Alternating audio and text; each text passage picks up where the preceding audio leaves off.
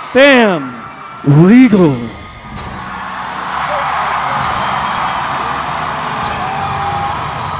Ashley Johnson.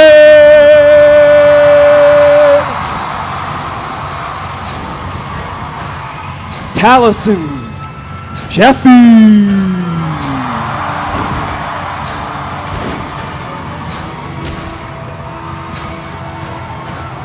Laura Bailey.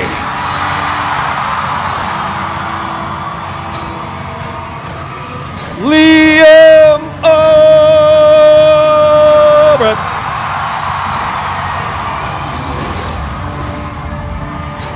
It's Marisha Ray.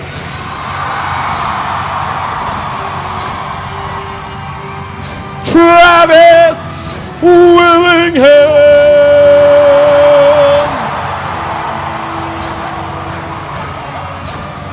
And the one, the only, Mr. Matthew Mercer.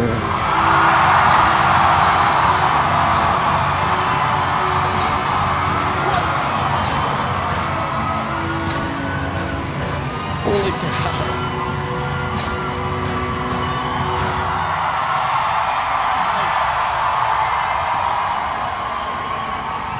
Yeah.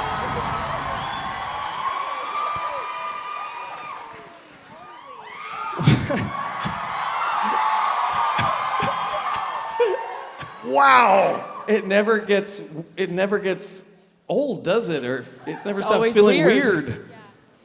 Wow. Denver showed up. Denver, man. Woo! Hey, raise your hand if you're not from the Denver or Colorado area. My God! Okay, keep your hand up if you're not from America. Dang! That's cool. That's cool. Hey guys. Pretty much. Hey guys, so we have a lot to talk about. There would be a lot more to talk about this past Thursday's episode, but 45 minutes of it was Sam's ad at the beginning of the... You know, our sponsors, they're really important, and we have to give them... I'm going to take about 15 minutes of this panel to talk about the great people at Oh, did D&D. you find more footage? Yeah, I did. Okay. Oh, nice. Well, let's keep politics out of our... I couldn't hear what you said, and quite frankly, even if I did, I'd be bummed. So, sorry for those heckling. We're going to keep politics out of the panel, because it's just probably better. Something we like to do at every panel, though, in every city that we go to, is if you are in cosplay and you're able to, stand up for us, if you're physically able, and let us get a look at you. Yeah. Wow. I see the traveler. Wow. Lots of gestures. So many jesters. Wow. Oh my God, somebody cosplayed as the Critical Role banana back there. Yes. Hell yeah. Banana. The Critical Role banana? My favorite NPC from Campaign 1. Oh, yeah. Gary the Banana. I'm not sure we're going to cast for him in the animated series, but we're putting thought to it. Yeah. Laura, Me? What? no matter how hard you keep trying, Jester just won't die.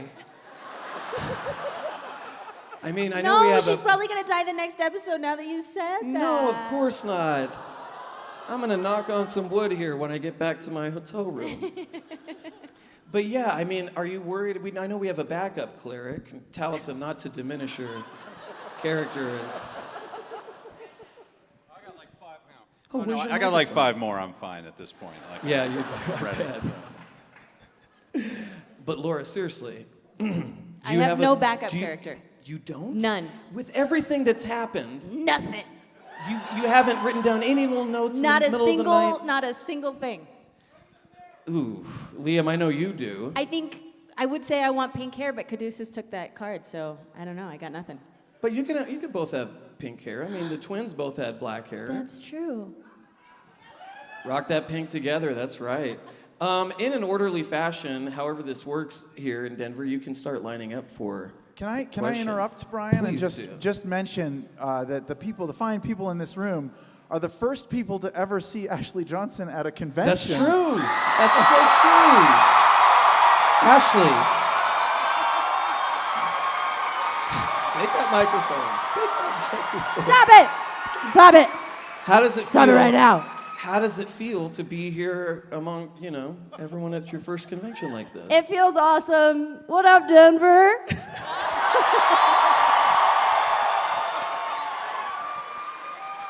I'm not great in crowds, so this will be fun.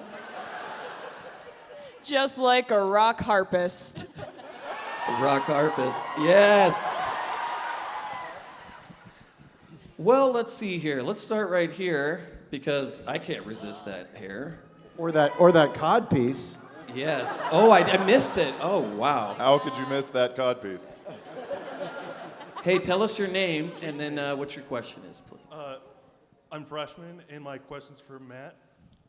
In the first season, there were 2 large black swords that talked with a connection to Vecna.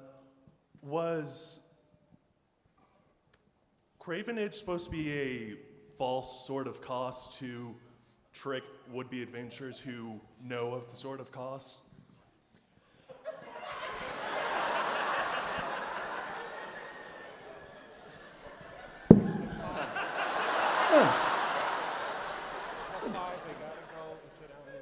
It was more of an instance where I didn't know if a Vecna arc was going to come back around, and I just really wanted to throw an evil, talking sword into the mix somewhere. And Sword of Cause was way too powerful to give to somebody at the level they were at, so I created my own. And then as we continued with the storyline, I was like, well, I guess I can bring the real thing in. So to answer your question, I hadn't put that much thought into it. It just made sense, and I wasn't even sure they were going to find the Sword of Cause. It was just a thread of the lore that was dropped in there should they want to seek it out, which they did. But yeah, so thank you for giving me far too much credit. That's awesome. Okay. Is there another station? Is there back there behind? There's one back there too. Oh, it's just one? No, yeah. Let's go in the back there. Yeah, go ahead. Oh, there is. Okay, cool. Sorry, the lights are really bright. And on that side? All right, cool. We'll just make our way around. Let's go back here. Then, yeah, tell us your name and then what your question is, please. Hi, I'm Jordan, and my question's for Laura. Yay! I wanted to know. I love you, Jordan. Thank you. I wanted to know, with all the traveling that Jester's have been doing after she left home, what's her favorite place been? Oh, wow. Gee whiz. I think my favorite place so far has been Duke. Because our party was pretty crazy, And Kiri's there, so that's always important. Oh, wow. That's a great question. Thank you, Jordan. All right, let's. Yeah. Thank you very much. I appreciate it. Yeah, right over here. What's your name? My name's Kyle. Hey, Kyle. Questions for Liam. I know you. Go ahead. I know you DM for your kids, and I was wondering what things they've done that have surprised you, and if they have ever DM'd for you or their friends. Wait, the last bit is, have they ever DM'd for me? Yeah, or their friends. My son is just joined a D&D club at his school, and he has. He has done like one short mini session and is getting to that point where he wants to start running a campaign. I've successfully Everything's fine. turned both of my children into hardcore D&D nerds.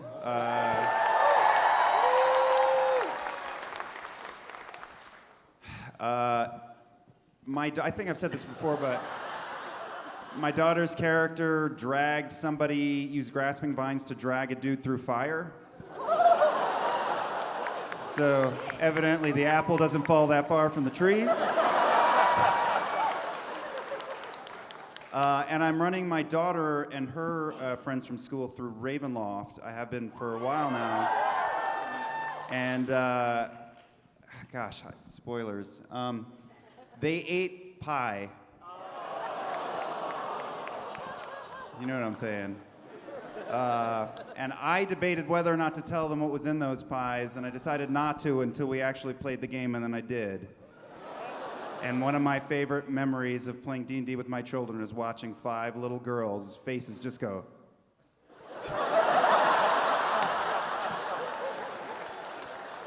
They loved it though.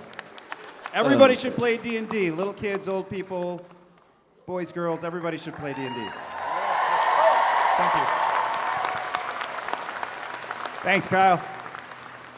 All right, we're gonna go all the way west of Westeros here, and Hi there. tell us your name in the darkness and. My name's Shay. My question's for either Matt or Taliesin, whichever wants to answer. You guys have been playing together for the game for quite a while. What is your favorite D&D moment together before the show? Favorite D&D moment to get before the show? My favorite was that map that you had built for us in the previous game where we were going to find that weird beating, like red glowing gem. And I just remember, because I was playing that wizard who was another smug jerk. And You have a type, definitely. yeah, I had that's where I'm comfortable. I remember the look on your face when I looked at the map and did the, oh, we are in the body of a giant behemoth. They're like, we're inside a body right now. I know where the thing is, and just you were so irritated and proud. I was and proud, irritated. man. Yeah, Well, you were it- like, Well, because it wasn't immediate. It was like 15 minutes in, I drawn up this giant cavern map, and they were just exploring it and searching, alcoves of it. It was all like hand drawn on a big old grid paper, like you saw when we started streaming. Oh, yeah. And they're going through and checking this area out, and Taliesin starts going into macro, view, and realizes it kind of looks like a skull, a really big. Oh no. And you mentioned that, and it was a little part like, they yeah, that was figured the it out, face. them That kids. was it. But also Yeah. yeah, my boy. All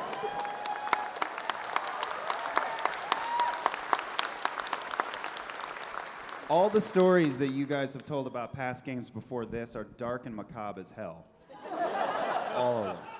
Some Like some the dark darkest moments of our campaign, it sounds like that was what the whole thing was. Sounds just right up your alley, Liam. Well, to be fair, the Ravenloft game had some dark moments, but there was some dark moments. Okay, back to position 1 here. What's your name? My name is Mike, and I have a question for Mr. Foster. Before you ask that, you're legally required to tell me if you're law enforcement. If I ask you if you're a cop,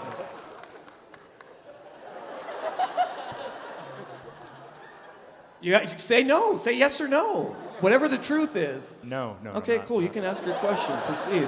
So nice to meet you. Likewise. I'm a big fan of your writing, so thank you very much for all of thank that. you. Secondly, we've seen this past year, through a lot of articles coming out, studies and everything, how D&D roleplay and cognitive therapy has helped a lot of people. And you've been a real big advocate in regards to being honest about your journey and your story. I'd like to know if you'd be willing to share with us a specific time when you dealt with something in-game and that experience directly helped you with something that you were dealing with in real life. Has it become therapy in some way for you?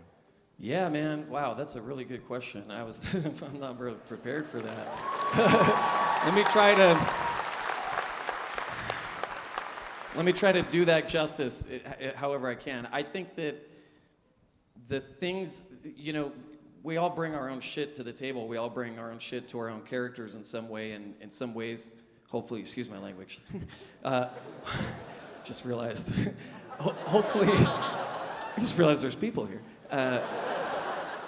Hopefully in that way, as they transform, we too can transform. And I've seen and experienced pieces of that, but for me, it's really what happens, and these guys can obviously attest to this, it's going on the journey with someone else, being vulnerable in front of somebody else, even if you're RPing. RPing is being vulnerable in front of somebody else. That act alone, reaching out to another person in faith that you won't get rejected or that they are just like you, that connection alone is transformative, and that's why we keep coming back to the table, I think, in my opinion. That's been my takeaway from it. For me, if I can, Brian, Yeah. going on your show on Talks Machina is also therapeutic for me. Why is that? Because I can see, like, I'm never gonna be that bad, you know? Like I'm never gonna be that. So that makes me feel good every time. Yes. Yes. My mother says Brian is like a fine wine, and some people just don't like wine. Who's up here? What's your name? I'm Alex. Hey, Alex. So my question is about that exact same thing, connection and vulnerability. I found Critical Role to be literally the thing that got me out of being in my house alone for 5 years because of Critical Role. And just last night we got engaged and we met through Critical Role. Oh, congratulations! Where's your lucky partner? I love you, baby. Oh man, that's Hi, awesome. congratulations. Congrats. That's awesome. So my question's about love. Matt and Marisha, love. She's our DM. What have you guys enjoyed? How has your connection grown through your love and your DM and your connection? And sometimes I bet you're like, I really want to know, or I really can't tell you, because we have those moments. But I just want to celebrate love, and we love you, and you have changed my life. Oh, So- man. Oh, man. That's awesome. I'm already getting emotional. It's early. The altitude, I'm gonna blame it on that. Also, welcome to the Mile High Woo! City. Part of the club, right? That's how it works? Stop. Matt and I were actually just saying the other day, what's kind of been incredible about this is not only having a partner, you know, those who game together stay together, that we can have such like a deep shared hobby and interest in, but just this whole Critical Role journey, and the fact that we're lucky enough to go through it together. And see, I'm getting emotional. And just traveling and seeing all of you guys, and I mean, beyond us as a couple, like, damn, we're lucky.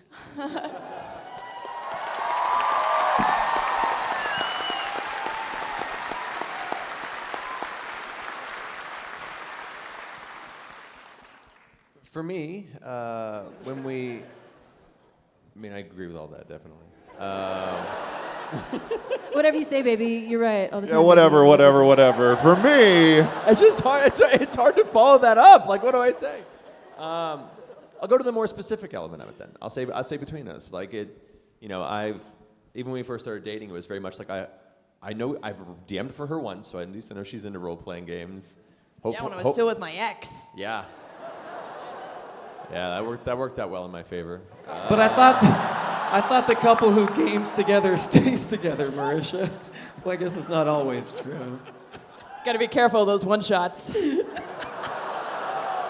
Are we still talking about D&D? I guess you could say I slid in as your DM. There you go. Oh no. No, but in all sincerity, it's for me from a DM's perspective, because it's one thing to play with, you know, your partner or partners. Hello. To me, it's the idea that I get to create this gift for my friends, and then I get to create this experience, and then watch them enjoy it, flesh it out, and then break it and put it back together and make it their own. And the fact that I get to make part of that for you as well is, I don't know, it's a weekly gift I enjoy it very much. So. Oh, boy. Thank you. Thank you. Thank I you love so you guys. much. Congratulations. Matt, did I hear Thanks you for say... making me cry. Did I hear you say I slid in as your DM? Did you say that? I did. That's really good. That's pretty It's good. a really good joke. That's pretty good. It's a whole new meaning to being up in your DMs. So many layers. So many layers. Who's over here? Yes, you for sure. What's your name? Hello. Hello. My name's Avery, and I have a question for Liam. All of us, I think, this weekend are experiencing like running into someone you really admire and being excited to learn from them. So I'm curious how Caleb is feeling about ESSEC And also, if anyone else has a crush on him, that'd be great to know too. I knew they'd have the good shipping questions. I don't think that Caleb fully understands why the attention is coming. He doesn't trust it entirely, but he has some distant experience with working that angle, so he will work it as needed. I mean, it's always the NPCs you don't expect that suddenly get fiery traction in the community. We were just talking about Essek this morning, and Matt's like, why do people have a... He's a hot boy, Matt. Yeah, That's he's the why. hottest. He is hot. He's the hottest hot boy there is. Minotaurs and drow hot boys. Everyone's just Hell yeah. jumping into the pool. It's good to not limit yourself to a type. Who's over here in the dark? What's your name? My name's Stephanie, and my question is for Sam. What challenges have you faced as a man playing a female character, and what advice would you give others that are playing characters that go against their gender identity or sexual identity? Wow, great question.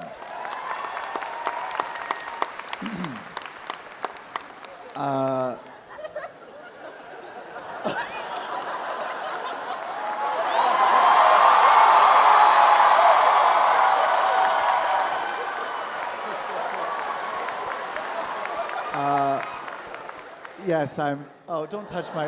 That's my dick. That's my dick, Brian. Boy, the challenges I've faced, other than having to do that voice every week, have been.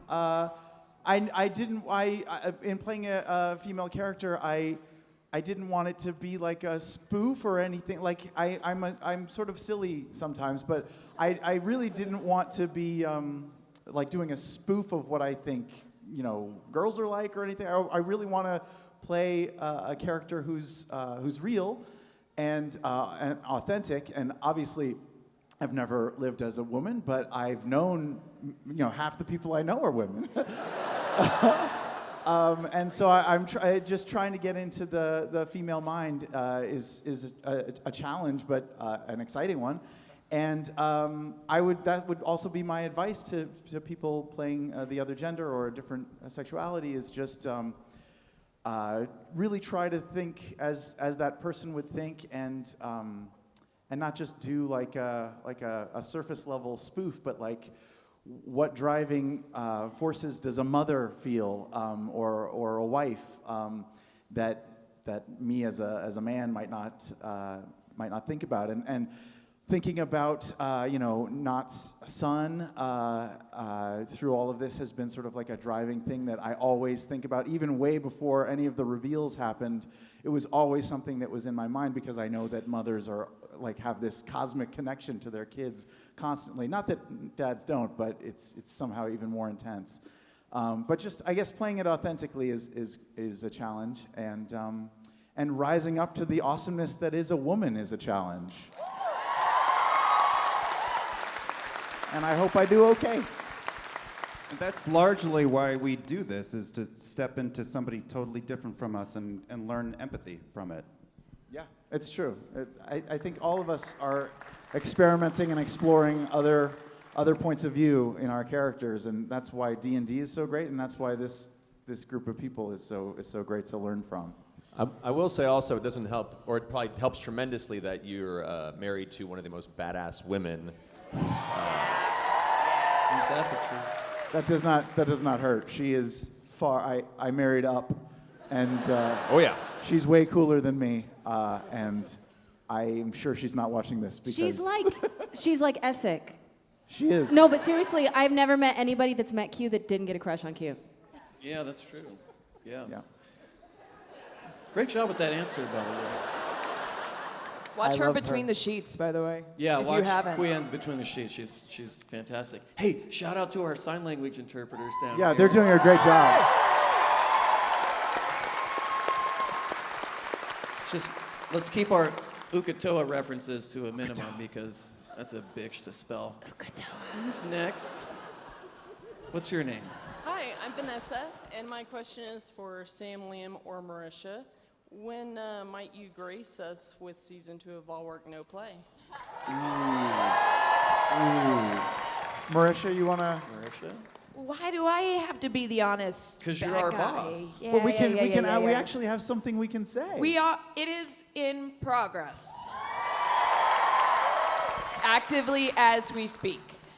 This one is a little bit more slow going. I know, right?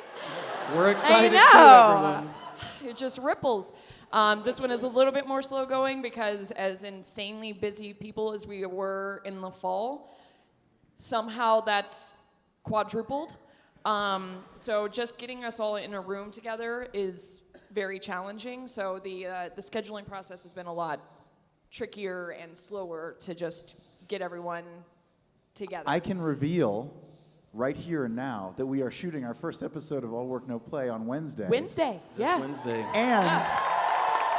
And that there is a real possibility that one of us will lose a limb.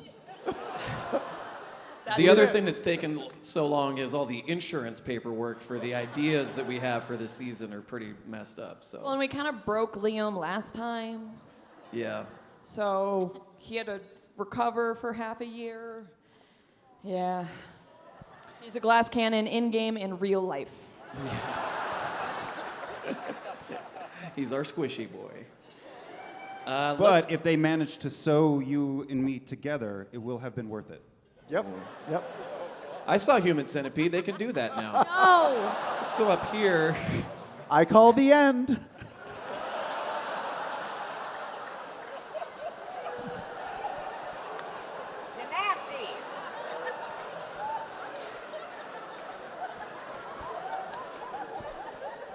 Get behind me, Satan.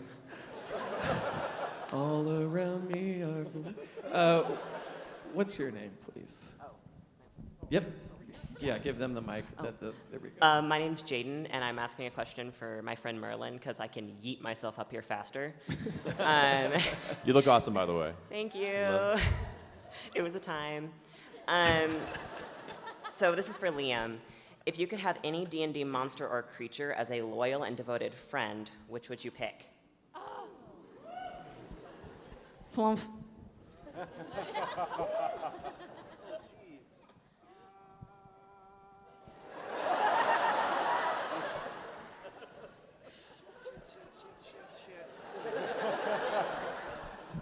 Shouldn't have killed that Nothic. I'm really fond of the mimic. I wouldn't mind a pet mimic if it could be trained and used to bite anyone that's not me. I know, right? They're so cool. God, I would want time to think about that. No, Just think about it and then blurt it out later on in the panel. yeah, that's what I'll do. That's what I'll do. Perfect. I can't wait for that moment. Wait, do we go there next or this? There, do we go this way? Okay, yeah, thank you. Hey, what's your name? Hi, I'm Erin. Hey, Erin. You also look awesome. My question is for Ashley. Yes. Which member of the Mighty Nein would you most like to hang out with in real life? Boy. Molly. Yeah. Yeah, I think when we were first planning our characters and Taliesin already had sort of an idea of what he was going to do before, I feel like a lot of us did. Yeah, you were ready to go. And I was like, oh, can we be friends? And I definitely knew we would end up. It was kind Yeah. of inevitable once I came up with Molly back in campaign 1. So. Oh, yeah. Oh yeah, I was ready. But definitely, I mean, a jester too is so wonderful. I love my jester. I think, though, Ashley, if you hung out with her for too long, it's just the same thing that I've said. Like, I would get annoyed with Jester probably if, like, nonstop, right? Just nonstop. But I think I would pick Molly, hands down. Although I will say she's calming down a bit the more she's hanging out with the rest of the Mighty Nein. So at this point, Sure. Jester. Sure she is. Shut up, Sam. I do love the genuinely earnest moment that Not had like 2 games ago when you kept gesturing the plans and Not was like, just wait, hang on a minute.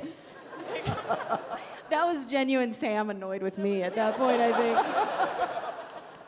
Is that Yep. true? Yeah. For sure. For sure? Okay. I thought so. Let's go over here. Who do we have? This is Dimitri, also known as BreachAround12 on Twitter, hashtag plug myself. Did you say hashtag pork myself? Why not, you know? Why not? So my question's actually for Matt, and I've been trying to get this on Talks 4 months now. Me and... You're using the wrong hashtag. Probably. So me and like 90% of Critical Role Tumblr has been thinking about this for a while now. All the way back, deep cut to episode 1, the carnival scene. We had a series of motifs throughout all of the acts. You had the flying entity wreathed in flame, you had the creature characterized by its hunger, and you had a serpentine creature trying to crawl out of the depths. Some of us have noticed that there's some similarities between those 3 motifs and the 3 murals. I did not know that. That is brilliant, Matt. Yeah. So we're wondering if this is like foreshadowing or just another thing of, oh, I didn't think too much into it, but that's cool. That was intentional. Woo! Yeah, that was part of the part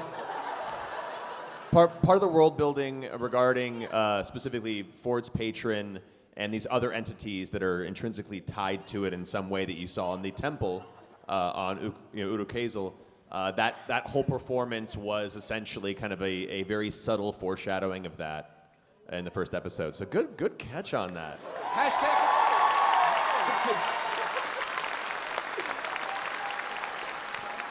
Great question. I feel really stupid that none of us realized that. Were you guys there for episode 1? Matt's said it out loud. We had other things going on in our brain, Brian. I know, Everyone you was guys trying to figure out their accents. I was just gonna say, everybody was trying to figure out what voice they were gonna do. Hi, I'm Molly Muck. Hi. Always after me, Lucky Charm. Always after me, Lucky Charm. It's too real. It's too real. Okay, who do we have here? The Blink Dog. I want the Blink Dog. Oh, there it is. There it is. Caleb's not a fan. Liam is a big fan. Okay. All right, who do we have here? Hi, I'm Gavin. Hey, and, Gavin. I want you all to answer this, so it's just a yes or no question. What are your guys' opinion on wearing hats? How is that a yes or no question? Yes, wear hat. No, wear hat. In game or real life? Are we talking Real life about or you in today? game? Like, are you having trouble deciding whether it's working I or don't not, and know. you need us to weigh in? Yeah. Well, take it off. Okay, good. I put it on. Yeah, let's I see. take it off. Yeah, take it I off. put it on. Take it off. Put it on. Take it Hello, off. my Put it baby. on. Hello, my Okay. darling. Oh, I didn't say take it off. No. Ragtime girl. All right, so we're gonna rule. We're gonna start with Matt. Let's rule on. Is it Gavin? Yes. We're ruling on whether or not Gavin should wear the hat today. Yes or no? Matt? All right. It's a really hard decision. I mean, both avenues. Commit, I think have- Matthew. Commit. It's a yes or no. I will say yes. Okay, we have a yes. Travis. Yes. Marisha. Yes, hat. Yes. Liam. No. No. No, that's great hair. It's great hair. What's on the hat? It's the straw hat, cross and bones. Yes. I'm yes, but sideways. I'm a 9.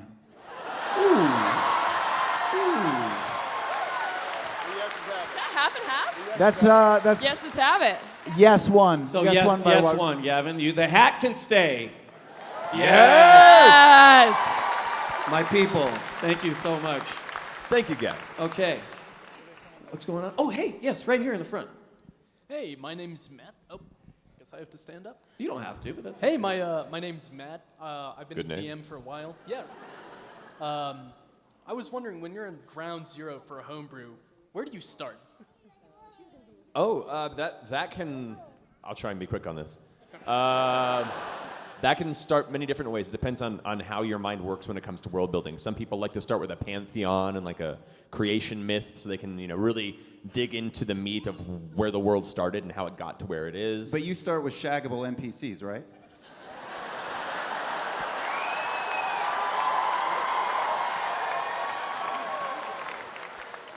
Some people also prefer to start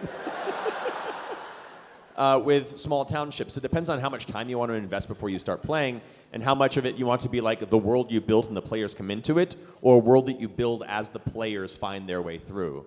Like Tal'Dorei, the first campaign we played, I started with a small town. And we played a few games in that town, and then when they left the town, I built another town, and then kind of built out from there until eventually I had an actual, continent. The current campaign, Wildmount, I had a little more time to prepare for it, but it depends on how much time and effort and energy you want to put into it and how much time and effort and energy you have to put into it. So me, I prefer to start small and expand, but some folks like to start big and then go macro. So you just got to find your own preference. Good question. Let's go up top here. What's your name? My name is Kevin, and Can you put the mic a little closer to him if you don't mind, just so we can... hello. I was just wondering from Matt, so I'm a DM, and watching you has utterly consumed my life into DMing, and so it's a curse and a gift. But I was wondering, so I have a problem where my players, they pull out their phones and they're not paying attention some of the time, other times they do, and I was wondering, how can I immerse my players more and keep them in the game and in character more? Do you have a rubber band gun? I wish. I genuinely wish. I mean, there are a number of tricks, and it depends from table to table, because some players will be more receptive than others. Do you have music when you play during your sessions? Yes, I do. For moments that you want to get their attention, see if there are tracks that are more dynamic, that tend to make them think subconsciously, oh, I need to pay attention at this point. Also, best you can, when you're interacting as NPCs or describing a scene, try to make eye contact with the players. And it comes with the comfort, too, as best you can. But when you're directly engaging them one-on-one, it tends to be easier for them to reciprocate than to feel like, oh, he's reading from a page, I guess I can read on my cell phone. If it becomes a serious problem and you're feeling like maybe there's a level of unintentional disrespect towards the effort you're putting into it, you can request maybe the players put their phones away during the session, and then they collect them at a break or when you guys are finished, per se. And just asking them also, be like, hey guys, I'd really, if it's okay, try and engage more, helping. I can only go so far, you need to meet me halfway, and this is a communal experience we build together. It's not the DM's responsibility to provide a good time for the players. This is something you have to build together at the table. So just reminding them to help engage on their end as well is sometimes helpful. Good luck. Hey, whoever's got the roving microphone, can someone go up to the top and just grab a question? We'll get one more question just from somebody at the top up there. If you have a question, once you see the orange shirt person, raise your hand. I just want to make sure you guys are included. Over here, what is your name? Hi, oh, my nice name, outfit. Thank you. Yeah. Yeah. Woo. My name's Levin, and I was wondering for Taliesin, how would how would Caduceus like Kiri? So you guys have never met. Wait, what? Kiri and Caduceus have never Oh, met. I think we would lose Caduceus into a basically like that scene in the summer camp with the tape recorder. I have no idea what you're talking about. Oh God. Wet Hot American Summer. Wet Hot American Summer. Yeah. Thank you, Marisha. I haven't seen Where movies. it would literally, I think he would just start getting Kiri to say things, and then like slowly start building a song out of it, and like, yeah, and that would be the end of the session. It just like back, yeah, this is great. Oh, this is great. This is great. Yeah, this is. Oh yeah, it'd be like gone. I've totally thought about that. I have a question for Travis. How you doing, man? Hey, man, I'm doing good. How about you? Good. Thanks, Sam. Just wanted you to feel included. Oh. Hold your hand up if you have a Travis Who has a specific Travis question?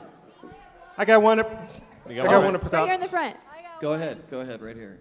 Hi, Travis. I'm Brittany. This is my this is my daughter Winnie. This is her first Comic-Con. This is hers, not mine, although it is pretty cool. Travis, you're probably not going to like me after this question, but after a certain Kickstarter got over 1 million, I was just wondering what the plans were for Travis's amazing haunted house fun experience. Yes. And I don't know. Maybe I'm supposed to. Maybe I'm supposed to talk to Marisha about that. But I feel like since you're the one that's. I'm traveling the world as much as I can before October. Yeah. So that when I die. Okay. Yeah. I don't know. They won't tell me anything. They won't tell me anything! Marisha, you want to follow up on that? I heard that Universal Halloween Horror Nights reached out, reached you out. guys. That's wrong! Yeah, we're talking Halloween Horror Nights. Okay. There are layers to this. That's all I'm going to say. Sorry. Lots of layers. And as we've learned from this week's D&D Beyond ad, we have a lot of GoPros in our possession. Yes. Oh my God. That's all. I apologize. She wants to say hi to you. Hi.